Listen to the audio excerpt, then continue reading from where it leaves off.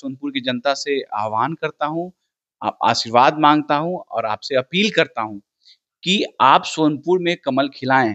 सोनपुर में आप कमल खिलाइएगा, तो यहाँ विकास की जो रफ़्तार है, बहुत तेज़ी से भगेगा।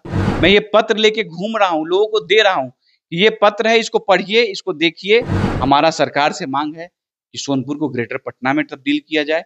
हमारा माँग है कि सोनपुर में शटल बस सेवा दिघवारा से जेपी सेतु पुल होते हुए गांधी मैदान तक लिया जाए। हमारा सरकार से माँग है कि रेफरल अस्पताल में इमरजेंसी में सिजेरियन की सेवा और बेसिक ट्रॉमा केयर दिया जाए। सरकार से हमारा माँग है कि आप इस क्षेत्र को 24/7 एम्बुलेंस की सेवा दीजिए। सरकार नहीं देगी, जो विधायक बनेगा वो भी कर सकता है। अगर आप चाहते हैं कि क्षेत्र में विकास हो, तो ऐसे व्यक्ति को, ऐसे विकल्प को चुनें जो आपको विकास करके दे सकता है। कि जो भी वेतन के रूप में विधायक को मिलता है, मैं उसको दान कर दूँगा प्रत्येक महीने। नमस्कार, सच एक्सप्रेस देख रहे हैं। मैं हूं आपके साथ संजीव सिंह। देखिए, चुनावी यात्रा के दौरान हम पहुंच गए हैं सोनपुर विधानसभा क्षेत्र में और सोनपुर में हमारे साथ बात करने के लिए बीजेपी से संभावित प्रत्याशी डॉक्टर पंकज जी हैं, जो लगातार क्षेत्र में भ्रमण कर रहे हैं, जनता के बीच जा रहे हैं, जनता के सुख दुख में लगातार भाग ले रहे हैं। तमाम बिंदुओं पर विस्तार से बातचीत करेंगे, सोनपुर की स्थिति को लेकर भी चर्चा करेंगे। सबसे पहले तो सर बहुत बहुत स्वागत आपका। बहुत बहुत धन्यवाद आपका। लगातार क्षेत्र में जा रहे हैं, जनता के बीच जा रहे हैं, जनता कितना समर्थन मिल रहा है, कितना प्यार मिल रहा है? देखिए, ये तो आप बताइएगा, मैं अपने मुंह से नहीं बोलूंगा। आप क्षेत्र में खुद ही जाइए और आप पूछिए कि क्षेत्र के लोगों को चाहिए क्या। क्षेत्र को लोगों को चाहिए परिवर्तन। और हमने एक स्लोगन भी दिया है, परिवर्तन के बिना प्रगति असंभव है। और ये बिल्कुल सटीक है, क्योंकि जब तक सोनपुर में परिवर्तन नहीं होगा, यहाँ प्रगति नहीं होगी। आप देखिएगा, केंद्र में हमारी सरकार है, बिहार में हमारी सरकार है, बट सोनपुर में हमारी सरकार नहीं है।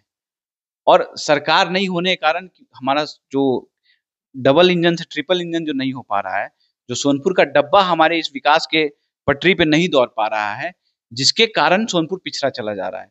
तो हमारा मानना है, मैं सोनपुर की जनता से आह्वान करता हूँ, आशीर्वाद माँगता हूँ और आपसे अपील करता हूँ कि आप सोनपुर में कमल खिलाएँ। सोनपुर में आप कमल खिलाइएगा, तो यहाँ विकास की जो रफ़्तार है, बहुत तेज़ी से भगेगा, क्योंकि केंद्र और बिहार सरकार अपना है।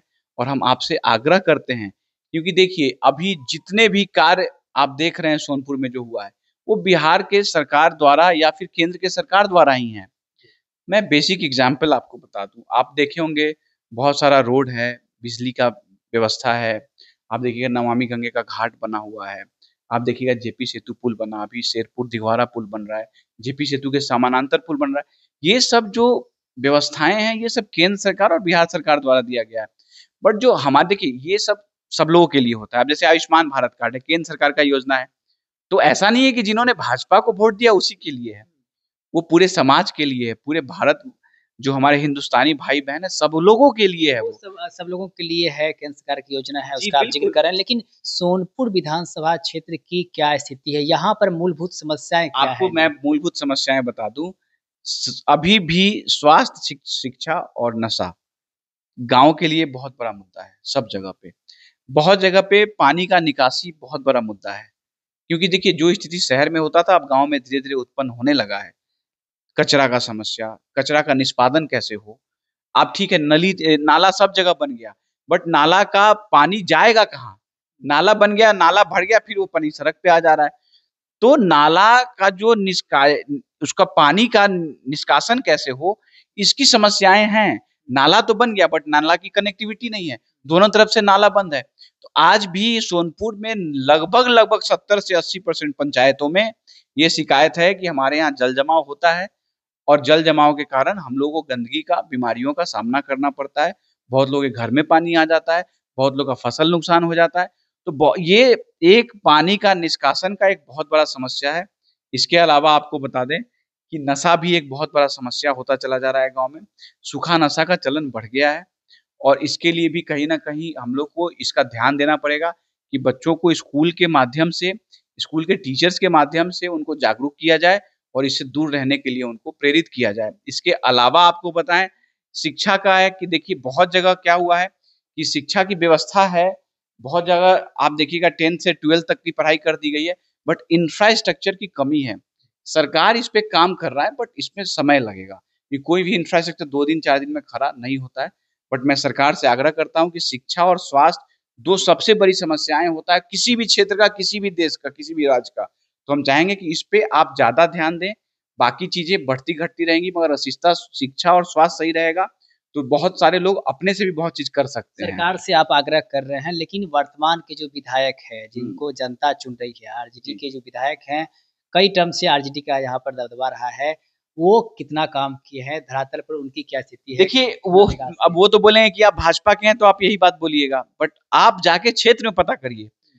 अभी के समय में सब्बलपुर बाढ़ के से जूझ रहा है और सब्बलपुर उनका गांव है, और सब्बलपुर के लोग का सबसे बड़ा कंप्लेन है कि जो हमारे विधायक जी हैं आज तक दिखे नहीं हैं। आप उस गांव में उस व्यक्ति को पाया नहीं गया है पिछले 3-4 महीने में, तो ये दुर्भाग्य है कि जहां से आपने आशीर्वाद प्राप्त किया, सहयोग प्राप्त किया, लोगों का आपने साथ पाया, और वहां के लोगों को आपने बुरे समय में छोड़ के चले गए। इससे खराब क्या हो सकता है भाई? आप छोड़िए, आप भैया आप अपने गांव को तो देखिए कम से कम। आप क्षेत्र को कहाँ, वो कहीं नहीं जाते हैं, गिने चुने जगह जाते हैं।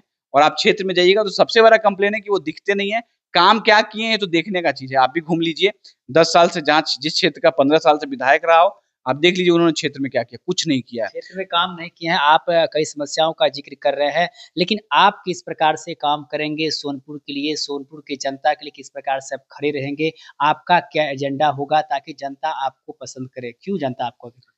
बिल्कुल, क्यों करेंगी, ये सवाल का जवाब बहुत लंबा है, क्योंकि मैं क्षेत्र में पिछले 10 वर्षों से अपनी पढ़ाई पूरी करके इसी गाँव में रह रहा हूँ। मेरी degree MBBS MS orthopaedic surgeon है, ठीक है ना? हमारे पास सब सुख-सुविधा है। हम चाहेंगे तो आराम से पटना में डेरा, फ्लैट, बंगलो लेके रह सकते हैं। बट हमने निर्णय किया कि नहीं, जहाँ से आपको कुछ मिला है, आप उस जगह को क्या दीजिएगा? इस कारण से मैं अपने गाँव में रहता हूँ, अपने घर परिवार के साथ रहता हूँ। इसके अलावा मैंने एक अस्पताल और भी इससे भी इंटीरियर गाँव में बनाया हुआ हूँ, और वहाँ पे मैं ज़्यादा समय देता हूँ। मेरा एक अस्पताल शहर में भी है, बट उसके मुकाबले मैं यहाँ ज़्यादा समय देता हूँ कि हमारे समाज के, हमारे गाँव के लोगों को, गरीब लोगों को मेरे से ज़्यादा लाभ मिल पाए, ठीक है कि नहीं? इसके अलावा मैं बहुत सारा कार्य किया हूँ, युवाओं के लिए काम किया हूँ, महिलाओं के लिए काम किया हूँ, स्वरोजगार के लिए काम किया हूँ, बहुत सारा चीज़ है, वृक्षरोपण का वो आप काम छोड़ दीजिए हमने क्या किया। हम क्या करेंगे इसकी चर्चा करते हैं। हमारा सरकार से मांग है कि सोनपुर को ग्रेटर पटना में तब्दील किया जाए। हमारा मांग है कि सोनपुर में शटल बस सेवा दिघवारा से जेपी सेतु पुल होते हुए गांधी मैदान लिया जाए। हमारा सरकार से मांग है कि रेफरल अस्पताल में इमरजेंसी में सिजेरियन की सेवा और बेसिक ट्रॉमा केयर दिया जाए। सरकार से हमारा मांग है कि आप इस क्षेत्र को 24/7 एम्बुलेंस की सेवा दीजिए। सरकार नहीं देगी, जो विधायक बनेगा वो भी कर सकता है। मैं मांग भी कर रहा हूँ, और जो संभवतः होगा विधायक के रूप में मैं खुद भी करूंगा। और आप मांग के अगर खुद से नहीं कर सकते तो सरकार से मांगिए, और जब तक मांगेगा नहीं आपको कुछ नहीं मिलेगा। मेरी सरकार से मांग है कि पहलेजा घाट पे एक अस्थायी पुल का निर्माण हो। मेरी सरकार से मांग है कि रिंग बांध की व्यवस्था तुरंत से तुरंत बनाई जाए, क्योंकि प्रत्येक वर्ष सोनपुर बाढ़ से परेशान होता है, नुकसान होता है। बहुत लोगों का अपना घर बार सब कटाव में इस बार लगभग 2-4 दर्जन घर विलीन हो गए।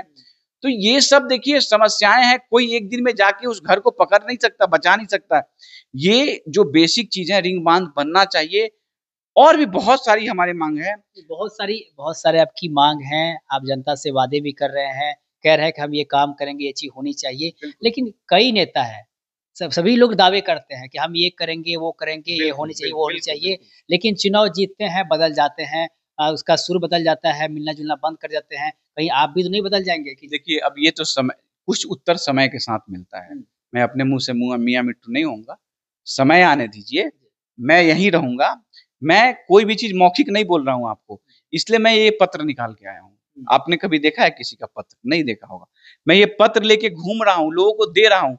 ये पत्र है, इसको पढ़िए, इसको देखिए, और अगली बार जब हम आएँगे, क्योंकि देखिए ये हमारी राजनीति की शुरुआत है, ये मेरा अंत नहीं है, ये मेरा पहला चुनाव है।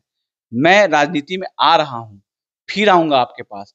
तो आप मेरे से सवाल कीजिएगा कि आप जब विधायक के रूप में रहें, भगवान की कृपा से ऐसा होगा, तो आपने क्या किया? तो मैं फिर ये पलट के उनको बताऊँगा कि मैंने जो वादा किया था, इसमें से कितने वादे पूर्ण हुए, कितनों पे काम चल रहा है और कितना पे और काम होगा। हो सकता है मैं 100% इसमें सफल नहीं हूँ, मगर हमारी नीति और नियत इस चीज़ को करने में लिए लगेगा, और ये एकदम निश्चिंत आप रूप से। और मैं पैसा कमाने के लिए राजनीति में नहीं, और मैंने इसमें एक ये भी वादा किया है कि जो भी वेतन के रूप में विधायक को मिलता है, मैं उसको दान कर दूँगा प्रत्येक महीने। और दान करने के बाद मैं उस दान को किसको किया, क्यों किया, उसका लेखा-जोखा महीना के आखिरी दिन या अगले महीना के पहले दिन पे पेपर में सार्वजनिक रूप से उसको प्रदर्शित कर दूँगा कि आप उसको पढ़िए कि जो भी पैसा मिला है विधायक के रूप में मैंने किसे दान दिया। एक होता है लोग बोलते हैं, दान नहीं करते, मैं प्रॉपर उसका विवरण आपके सामने पेश करूँगा। बिल्कुल, लेकिन आप काफ़ी दिनों से पार्टी में हैं, लगातार तैयारी कर रहे हैं, जनता के बीच भी जा रहे हैं, लेकिन पार्टी पे कितनी उम्मीद है, कितना भरोसा है, टिकट को लेकर के आशीर्वाद मिल गया? देखिए, पार्टी किसी पे क्यों भरोसा करेगा? पहले आप मेहनत करिए ना, आप उस लायक बनिए। एक क्राइटेरिया होता है कोई भी चुनाव में जाने के लिए और भाजपा विश्व की सबसे बड़ी संगठनात्मक पार्टी है। तो उनका एक तरीका है कि किसे दिया जाए, किसे नहीं दिया जाए, आप किस मापदंड पे हैं। हम लोग का काम है कर्म करना, हम लोग अपनी मेहनत कर रहे हैं, लोगों के बीच में लोगों का प्यार मिल रहा है, आशीर्वाद मिल रहा है। बाकी भगवान हैं, सब देखते हैं, उम्मीद करते हैं आशीर्वाद मिलेगा और कहीं न कहीं हम लोग मेहनत कर रहे हैं, तो बिल्कुल सकारात्मक हैं हम लोग और हम लोग को आशीर्वाद ज़रूर मिलेगा। मगर हम ये नहीं बोलेंगे जब तक हमारे हाथ में पत्र नहीं आ जाएगा कि आपको मिला है, तब तक हम लोग मेहनत करेंगे और मेहनत कर रहे हैं और प्रत्येक दिन करते रहेंगे। अंत में सोनपुर विधानसभा क्षेत्र की जनता को 2 लाइन में क्या मैसेज देना चाहेंगे? अच्छे को चुनें, नेक को चुनें और बुद्धि से चुनें। अगर आप चाहते हैं कि क्षेत्र में विकास हो, तो ऐसे व्यक्ति को, ऐसे विकल्प को चुनें जो आपको विकास करके दे सकता है। बहुत-बहुत धन्यवाद बातचीत धन्यवाद। करने के लिए। देखिए, हमारे साथ बातचीत कर रहे थे डॉक्टर पंकज जी, जो सोनपुर से लगातार जो है तैयारी कर रहे हैं, बीजेपी के संभावित प्रत्याशी हैं और साफ-साफ कह रहे हैं कि यदि हम चुनाव जीतते हैं, हमारा जो सैलरी होगा, वो हम दान कर देंगे। बाकी सोनपुर की समस्या को लेकर के भी हमने चर्चाएँ की, क्या-क्या समस्या है, उन्होंने बताया है। बाकी आप क्या सोचते हैं सोनपुर को लेकर के? आप भी अपनी राय प्रतिक्रिया हमें कमेंट बॉक्स के माध्यम से दे सकते हैं। आप देख रहे हैं सच एक्सप्रेस। आप सभी का बहुत-बहुत धन्यवाद।